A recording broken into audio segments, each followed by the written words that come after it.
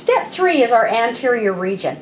The anterior region is developing or forming a point at the top or the anterior of our model. So we're going to make 3 pencil marks on the base, 1 each at the cuspids and 1 1/4 inch from the midpoint. So I'm going to show you on here what I'm doing.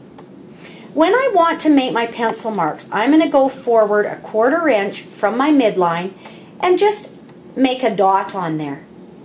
When I go from the cuspids, I don't want to go from holding this straight forward from the midline. I actually want to turn my model so that I'm looking at it from the cuspid and making my dot straight up from the cuspid and then turning this one back and up from the cuspid. If I were to hold it straight and do it, I could end up coming over to the side and missing my mark. I want to come straight up.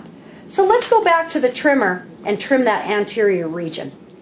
So what I'm wanting to do with the dots that I've actually drawn on here, I'm wanting to connect the dots as I trim. So I'm going to go into my trimmer trying to connect this cuspid dot with the anterior. Then I'm going to turn my model and I'm going to connect this cuspid dot with the anterior region, and it'll develop a point for me.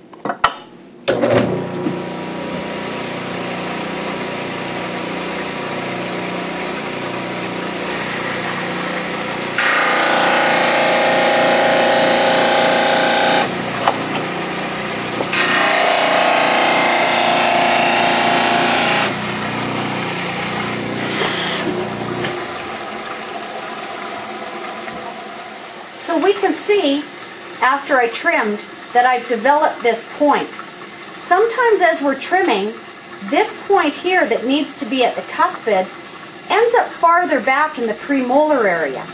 That's why when we made our lateral cuts for our lateral borders, we didn't want to come too far in. Because now if I need to move this point and get it more anterior, I can go in and trim back my lateral border at the same angle a little bit more, and it'll get things squared up and straight for me. So I'm going to go ahead and do that.